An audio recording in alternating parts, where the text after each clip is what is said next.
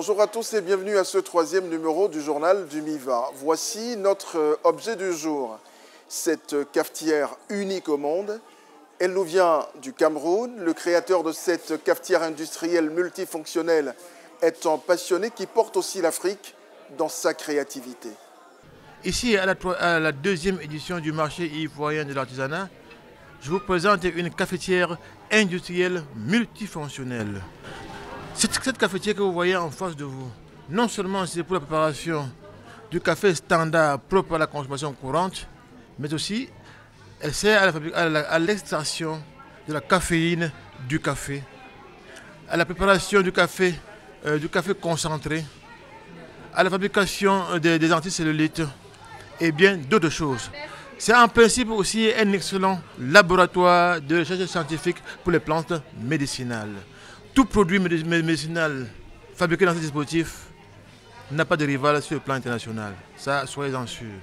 L'Afrique regorge encore de beaucoup de potentialités à découvrir. D'où cette machine industrielle qui a 152 fonctions, prêt à être utilisée et prêt à servir l'humanité. Son objectif principal, c'est pour booster la culture du cacao et du café, éradiquer le chômage et amener le planteur à vivre décemment des résultats de son champ. La transformation doit se faire sur place. Notre café coûte moins cher parce qu'il est transformé par d'autres. Si on pouvait transformer les produits de nos champs en produits finis sur place, je crois que l'Afrique n'envierait rien aux pays occidentaux. Vraiment, c'est mon objectif principal. Et l'Afrique est sur le chemin. Et on va y arriver. Et je dis merci aux organisateurs du MIVA, parce que sans eux, vous ne me verrez pas ici. Et je suis là pour enseigner le savoir-faire africain, d'abord aux Africains. Et ici à Abidjan, je ne manquerai d'augmenter un plus pour mieux imprégner ce savoir-faire aux nécessiteux.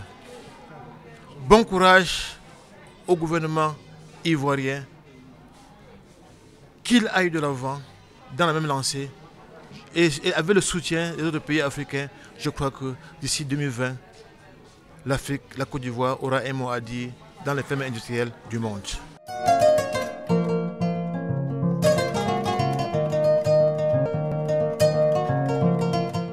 Nous ferons finalement demain un gros plan sur le Maroc, le pays invité spécial de cette deuxième édition du marché ivoirien de l'artisanat. Aujourd'hui, le MIVA a accueilli un visiteur de marque. Il était donc intéressant que nous lui fassions une bonne place dans ce journal. L'ancien Premier ministre guinéen Lansana Kouyaté a visité quelques stands pour le bonheur des artisans africains présents à ce MIVA. Il a surtout mené une pertinente réflexion sur la place et l'importance de l'artisanat africain, sa riche diversité et mieux. Il a évoqué la nécessité pour les États africains de protéger leur artisanat et d'encourager leurs artisans. On écoute Lansana Kouyaté de passage ce jeudi au MIVA. Il est au micro de Joseph Zécré. Je suis venu non pas simplement pour une visite, je suis venu voir la créativité de près. Je suis venu voir l'innovation de près. Je suis venu voir ce qui demain peut porter l'Afrique plus haut. Tout ce qui est grand aujourd'hui, que ce soit les avions, que ce soit l'automobile, quelle que soit l'innovation que vous trouvez aujourd'hui à sa perfection, ça a commencé par l'artisanat. C'est à force de ténacité. Les hommes ont vu l'oiseau voler, ils ont voulu l'imiter. On a créé l'avion en pensant à l'oiseau, comment l'oiseau vole. Les premiers sont morts, c'était des artisans. Ils ont essayé, ils sont morts. Les autres ont continué. Et ils sont arrivés à ce qu'on appelle appareil volant imitant oiseau naturel. C'est le mot avion. Vous prendrez, quel que soit le domaine que vous prendrez, vous trouverez que c'est à force de ténacité qu'on arrive, n'est-ce pas, à améliorer. Ça peut paraître banal pour certains, mais pour moi c'est très sérieux. Les forgerons, chez nous, comme ailleurs, ils ont commencé par la forge. Peugeot n'est que forgeron. Aujourd'hui, il est l'un des grands de l'industrie automobile. Tout ce que vous pouvez voir dans les domaines de pointe, il a fallu commencer ça quelque part par l'artisanat. C'est pourquoi je dis qu'on ne fera jamais assez, mais il s'agit de comprendre ça et d'aider véritablement. Aider, pas en les rendant dépendants. Parce que artisanat, il y a art. Et art, ça veut dire intellect. Intellect, ce sont des intellectuels. Mais le terme est galvaudé. Quand on parle d'intellectuel, on pense que c'est les fonctionnaires. Le fonctionnaire n'est pas un intellectuel. Parce qu'il a un cadre défini, il a des règles, il a sa façon de tenir les choses. C'est ce qu'on appelle fonctionnaire, parce qu'il n'invente rien, il trouve que tout est fait. Ceux qui inventent, que ce soit les artisans, ça vient de leur intellect. Ils créent, ils n'ont pas besoin de code, ils sont libres de créer. C'est eux, c'est elles, les intellectuels. Donc, il faut continuer. Ce n'est pas des propos de démagogie, mais soyez sûrs que l'Afrique ne se développera que quand ceux-là qui ont conçu à la base, vous voyez le monde comment c'est parti, quand ceux-là à la base vont se promouvoir et atteindre le top niveau. L'humanité a commencé par quoi? On a commencé d'abord par la cueillette. On allait cueillir des fruits. Les premiers hominidés, ils partaient cueillir des fruits et mangeaient. Et ensuite, la chasse a remplacé la cueillette. Ensuite, après la chasse, c'était l'agriculture. Là où la chasse nourrissait 10 personnes, l'agriculture pouvait nourrir 1000 personnes. Et après l'agriculture, c'était l'industrie. Là où l'agriculture nourrissait 1000 personnes, l'industrie peut nourrir des millions de personnes. La vie, c'est comme ça. Il faut toujours progresser. Nos pays doivent prendre très au sérieux tous ceux qui peinent à travailler. Mais vous voyez, il y a quand même des précautions aussi. Parce que souvent, on reçoit des étrangers qui viennent voir. J'ai vu ça dans certains pays. Les femmes qui font l'indigo. Il y a des étrangers qui viennent d'Asie, notamment. Je ne cite pas de pays. Mais ils viennent, ils voient, ils copient et ils vont fabriquer, ils vont industrialiser chez eux. Et après, ils reviennent vendre, même chez nous parfois. Et ça fait perdre, n'est-ce pas, l'enthousiasme à ceux qui travaillent là-dessus. Et finalement, ne laissons pas ces gens nous exproprier. C'est toutes ces femmes, tous ces hommes qui sont venus exposer doivent avoir des brevets. Celui qui vient copier, il peut être passé par la justice. Alors, je crois qu'il faut les protéger. Et là, ils auront besoin forcément de nos structures, des États, pour pouvoir les protéger et qu'ils s'installent dans leurs droits.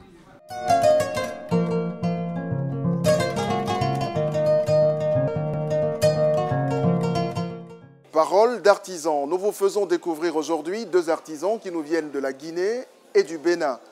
Elles nous parlent de pain traditionnel, mais aussi de tout ce que l'on peut créer à partir des perles. Je suis Madame Baldé Aïssatou Bani, je suis nationalité guinéenne, je suis de la Guinée-Conakry. Et je représente mon pays dans la foire de Miva. Ce sont les pagnes teintées de la Guinée, on appelle ça indigo. Et ça c'est tissé. Nous tissons ça par les mains. On appelle ça l'épi. Et l'épi, on le fait en Guinée. Et l'autre là, on fait ça avec du basin. On appelle ça damier. On fait ça aussi en Guinée. Et on appelle ça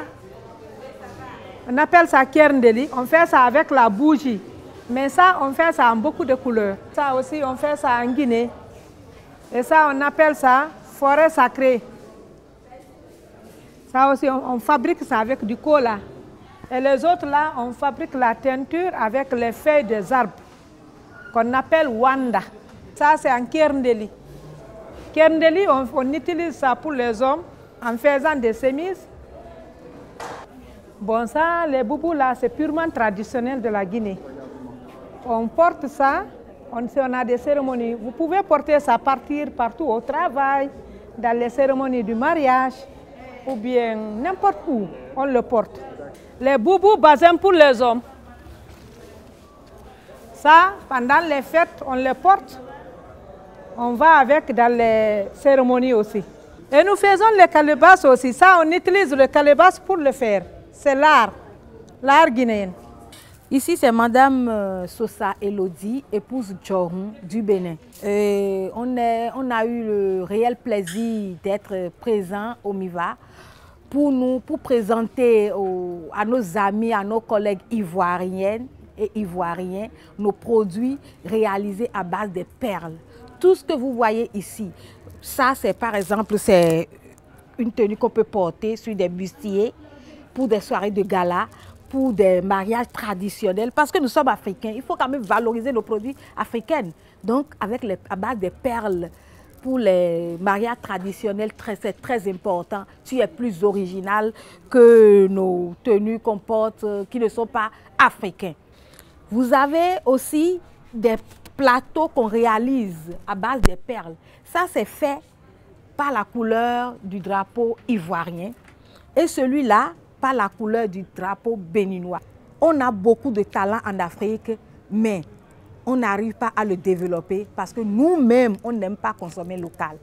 Voilà, on est arrivé à la fois, on attend les Ivoiriens, ils n'ont qu'à venir nous encourager. On a cassé tous les prix pour les permettre quand même de se dire, de montrer au peuple européen que non, chez nous, on a aussi beaucoup de choses.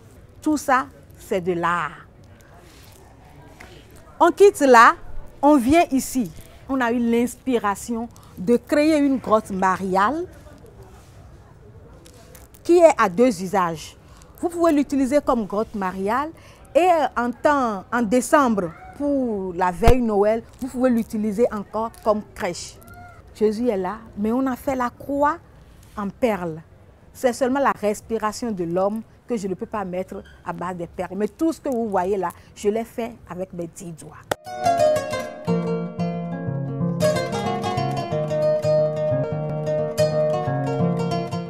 Notre invité du jour nous vient de la République sœur de Guinée. Kaba Diakité est le directeur général de l'Office national de promotion de l'artisanat. Il partage avec nous l'expérience guinéenne en matière de promotion et d'organisation de l'artisanat dans ce pays de l'Afrique de l'Ouest reconnu pour sa grande richesse culturelle. Bonjour à tous. Mon invité, c'est M. Kaba Diakité, directeur général de l'Office national de promotion de l'artisanat en Guinée. Monsieur Kaba Diakité, bonjour. Bonjour. Bonjour et merci d'accepter notre invitation. Comme on dit ici, bonne arrivée au MIVA, le marché ivoirien de l'artisanat. Merci, tout le plaisir est pour moi d'être invité par votre structure et de faire profiter du MIVA à l'artisanat guinéen. Très bien. Alors, qui sont les artisans guinéens avec qui vous êtes arrivé à Abidjan, à ce MIVA? Bon, je suis venu avec des artisans, des artisans et un lauréat. Il y avait deux, il y a l'autre qui n'a pas pu faire le déplacement. Nous avons un lauréat qui est venu nous présenter une conception qui a axé sur la protection de l'environnement que nous allons exposer. Et à côté de cela, nous avons des dames qui sont venues, qui travaillent dans le textile, le beurre de karité, disons l'agroalimentaire et autres. Et nous avons privilégié cette fois-ci le textile et le savoir-faire de la gente féminine guinéenne. Très bien. Pour exposer. Alors, la Guinée a-t-elle aussi un marché de l'artisanat comme celui-ci? Oui, nous avons des foires qui s'animent en Guinée, mais pas essentiellement, typiquement artisanales. Nous avons une foire dénommée le Grand Bazar et nous avons d'autres types de rencontres qui se passent en Guinée. Mais nous sommes en train de réfléchir comment mettre sur pied un véritable marché consacré à l'artisanat guinéen. Nous sommes en réflexion sur ça et je pense que dans un bref avenir, la Guinée pourra s'annoncer dans ce domaine aussi. Et donc le MIVA vous donne des idées? Bien sûr, raison de plus que nous soyons là et que nous ne manquions pas à ce rendez-vous pour s'inspirer des expériences et maîtriser le savoir-faire ivoirien parce que c'est quand même une référence aussi dans le domaine de l'artisanat. Très bien. Alors, comment se porte aujourd'hui l'artisanat guinéen? L'artisanat guinéen se porte plus ou moins bien. Et avec les nouvelles autorités en place qui ont pris ça à bras le corps pour hisser le niveau de l'artisanat guinéen à un niveau assez appréciable. Parce que figurez-vous que la Guinée est un pays de grande culture, disons. Et la Guinée a été reconnue à l'époque par ses grandes festivités culturelles et artistiques et artisanales. Aujourd'hui, nous prenons Guinée is back. Donc, c'est dans tout cet ensemble que nous nous insérons dans la promotion et le développement de ce secteur qu'est l'artisanat, qui constitue le socle de nos économies. Alors, que pèse aujourd'hui l'artisanat dans l'économie guinéenne? Ça représente combien de pourcentage au niveau du PIB? Bon, l'artisanat au niveau de l'économie guinéenne, si je ne me trompe pas, au niveau de tous les pays de la sous-région, et ça se situe au minimum les 25 à 30% de l'économie nationale d'un pays. Et dans la sous-région, selon... En Côte d'Ivoire, c'est 12%. 12%, mais selon des études très récentes de l'UMOA, parce que c'est un secteur qui est assez informel.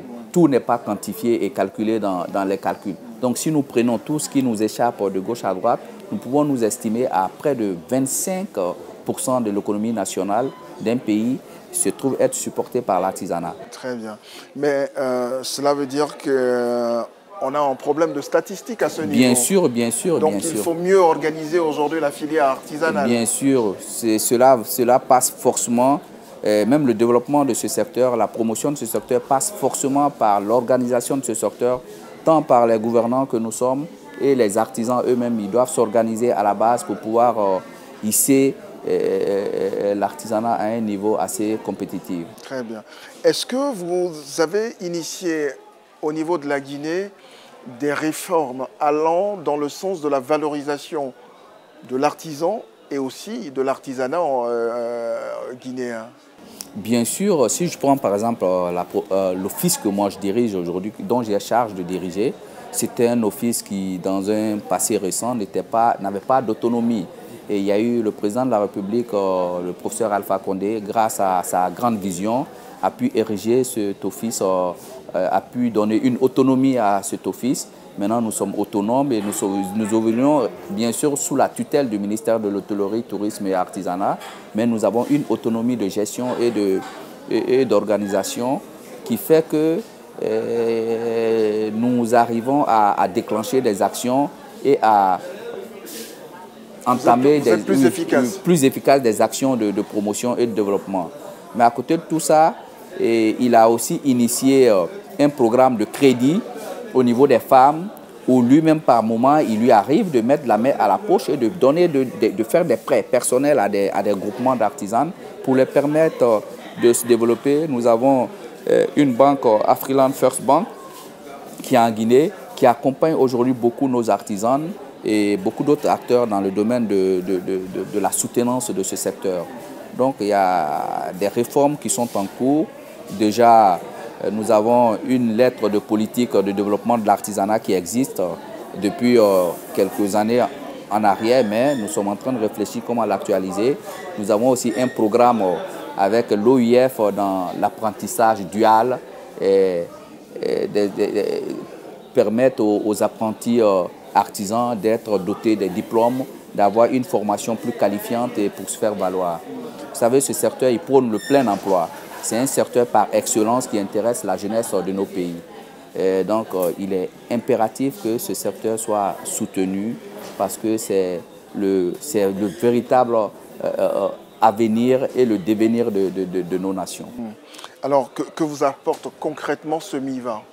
Le MIVA nous apporte assez d'expérience, parce que les échanges entre les différents artisans, ça permet à nos artisans de se remettre en cause, de voir est-ce que le produit que nous fabriquons en Guinée, c'est des produits de qualité comparativement aux autres de la sous-région. Est-ce que nous sommes à un niveau assez costaud pour pouvoir concurrencer les autres? Donc ça les permet d'avoir une idée et, comme on aime le dire, qui voyage a toujours de l'expérience, a toujours d'autres idées et ça ne peut que nous enrichir et nous sommes une structure toute neuve, une structure promotionnelle du secteur de l'artisanat en Guinée. Donc nous avons intérêt à nous confronter à tous ces marchés pour pouvoir tirer le meilleur et faire valoir l'artisanat guinéen. Et de façon concrète, comment aujourd'hui vous faites la promotion de l'artisanat? Quels sont les canaux que vous utilisez? Comment exportez-vous l'artisanat guinéen? Le MIVA est un exemple, est une plateforme pour promouvoir l'artisanat guinéen. Et nous sommes aussi en relation avec d'autres structures et nous voyageons assez beaucoup et pour faire valoir le produit guinéen à l'extérieur. Et l'une des promotions réelles, parce que c'est bien de mettre l'artisanat guinéen, de faire voyager, de vouloir vendre à l'extérieur. Mais il faut que nous, Guinéens, nous, Africains, nous apprenions à consommer nos produits. Parce que la meilleure manière de soutenir l'artisanat, c'est de consommer le produit de l'artisanat. Parce qu'un artisan qui ne vit pas de son produit, de son travail, le boulot est appelé à disparaître.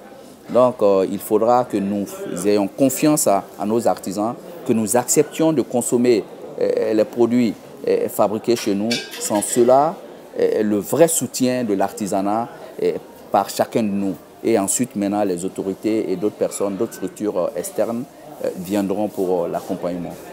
Kaba Diakité, merci d'avoir répondu favorablement à notre invitation. Merci, c'est à moi de vous remercier. Merci. Bien, oui. C'est la fin de cette édition du Journal du MIVA. Merci de nous avoir prêté votre très aimable attention. Nous croyons vous l'avoir rendu avec des intérêts substantiels. N'oubliez surtout pas de partager ces liens qui s'affichent sur votre écran. Ce serait une belle façon d'encourager nos merveilleux artisans dans leur travail. Demain, mon invité sera M. Sambatiam. Il est conseiller en charge de l'artisanat au ministère de l'Artisanat et du Tourisme du Mali. À demain.